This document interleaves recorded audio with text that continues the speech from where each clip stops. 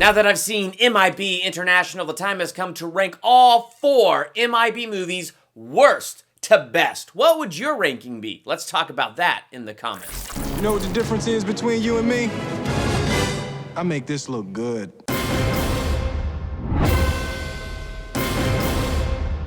Welcome to Durbania, I'm Durbin, and this is my ranking of the MIB franchise worst to best, because now, as a responsible movie review YouTuber, since I've seen all 4 of these movies, it is now time to dive in and rank them.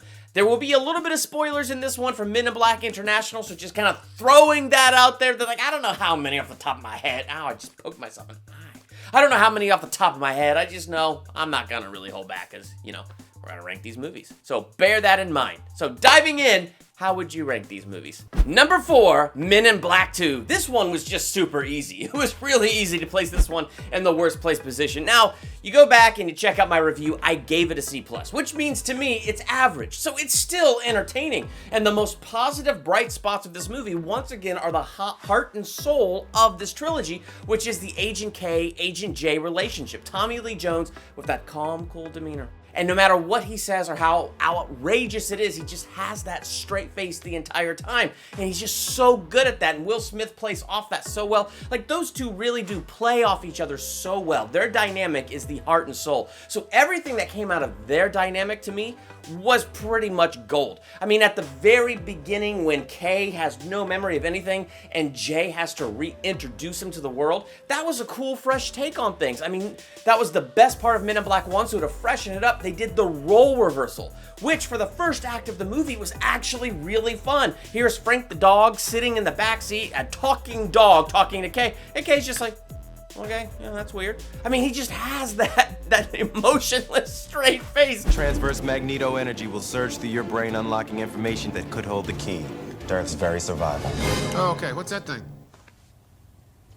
The deneuralizer. Like, all of that was so fantastic. So my biggest negative, though, with all of that is they should have had Kay without his memory throughout the entire film, because then you could have kept that going throughout the movie. In fact, the thing that you could have done that was fun is, since they had the deneuralizer set up where he didn't get all of his memories back and it took some triggers for his memory to start coming back, how cool would it have been if it's different triggers throughout this film as they're trying to find these clues that begin to reawaken his mind and he begins to slowly remember. So we get to keep the role reversal. We get to watch Agent J continue to try to train Agent K. Like, that just would have been a very cool thing to have the whole movie through, and I felt like they kind of cut off something really good there by not having that be the entire movie. Another negative to me was Serlina herself. She just was not a strong villain. Like, the actress just didn't have anything super funny about the character or super evil about the character that made her a standout. It was just kind of like a shape-shifting Poison Ivy or something. It wasn't really that scary or menacing or even really that funny. Speaking of funny, Johnny Knoxville, the 2 heads, I could have just cared less. That character actually did kind of irritate me. The other thing that's kind of sad about is you have this character Laura, played by Rosario Dawson, and when she cries, it rains, so her emotions affect the weather, and we only see that happen once. And Agent K drops this line about how she knows things before they happen. Where's the evidence of that in the movie? And it gets strongly indicated Agent K is her biological father.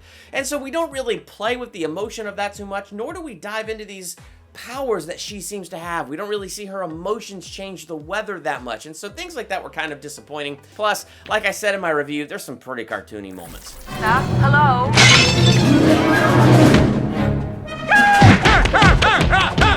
Number 3, Men in Black International. Kind of broke my heart to put it here, but I'm also going to be honest with you. It's here at number 3 because I'm doing a ranking. And in a ranking, something's got to be at number 3, and then something's got to be at number 2. But I feel like MIB 3 and this one are almost tied for that number 2 spot. So I liked Men in Black International. I gave it a B+.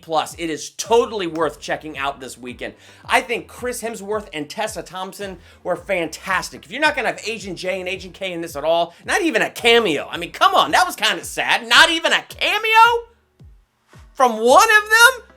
Anyway, if you're going to replace those two altogether, Chris Hemsworth just has these great comedic chops, and he really does bring that to this movie. And Tessa Thompson, like, she brought, like, the best parts that she brought to Valkyrie to this role. She's playing a smart, intelligent lady. It's funny because she's all brains and no gut, and then he's the typical all gut but no brain. So they made all these jokes about him being the pretty boy, but oh, he dumb.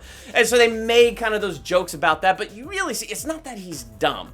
He's wounded. So he has an interesting character arc through this movie because this bad guy, the Hive, is trying to come through and takes over Liam Neeson, his partner, and he gets neuralized. Chris Hemsworth gets neuralized, and in the neuralization is told, "We had victory," but in his gut, he knows there was no victory, but all that he can remember is some sort of victory. Like, yeah, we had to have won. And so that disconnect, something's wrong, but I'm told we won and I was there and I'm not dead and my partner's not dead.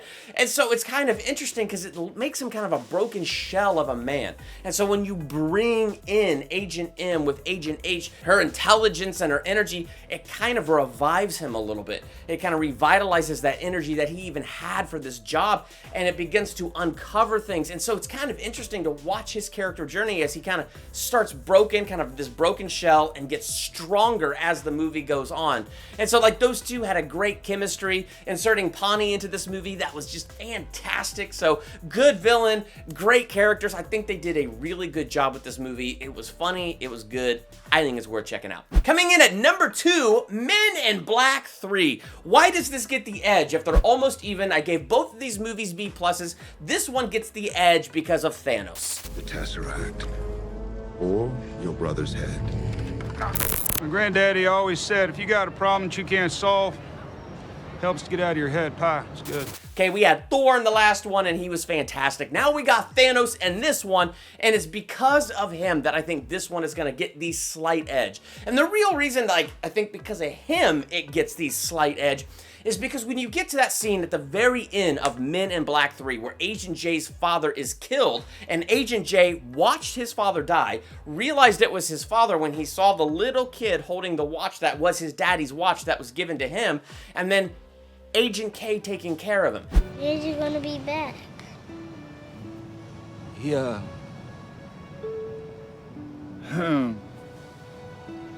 It adds a depth of emotion to their relationship. Doesn't really retcon or mess up the mythology from the first movie at all. In fact, you go back and rewatch the first movie, it adds to that relationship, where it's not just that he chased down that cephalopoid on foot. It was that Agent K has been watching him, and now the time is right to fold this guy in. So it's kind of interesting when you watch it with that mindset, knowing how things unfolded with this time travel movie. Plus, I thought the way they handled time travel was just fun. So the end made me tear up a little bit. Josh Brolin was the perfect version of young Agent K, like I said in my review. How do you know my name? Yeah, it looks a little bit like he's imitating Agent K, because you got to. He's Agent K. He is Tommy Lee Jones, but younger. But at the same time, it doesn't feel like it's an imitation, because he takes that role and he makes it his. So everything he's done, everything he does, it feels organic and it feels natural, and it's freaking hysterical. The exact same straight-faced, dry humor playing off of Will Smith's great big humor. It worked, and it was fantastic what they did with this movie. Number 1, Men in Black. Of course, this is number 1. It's the film that started everything. And not only is it the film that started everything, it's hard to beat an origin story, especially for this type of film, or for this type of franchise. Because this is a whole great big world, and this was the introduction to that world. So we're seeing everything for the very first time. We're seeing that some pugs apparently can talk. We're seeing that not all cab drivers are aliens, but probably a good number of them. It's just fun to go into the discovery of the technology, like the noisy cricket, how he thought this was a stupid little thing. So it's interesting as we're diving into this, and everything is unlocking. And everything is being unfolded for the very first time. Vincent D'Onofrio as the Bug, fantastic villain. But Men in Black 1 just has that honor of being the first film in the franchise, and we discover everything for the first time with Will Smith. And that's a novelty that no matter what great stuff you do in the sequels that is truly great, you can't replace that novelty. So how would you rank these movies worst to best? Let's talk about that in the comments. While you're there, hit the subscribe button to become a Durbanian. Hit the bell by the subscribe button so you're notified for my next movie review, ranking video, theological analysis, or trailer reaction. I'm Durbin. Thanks for checking out Durbania.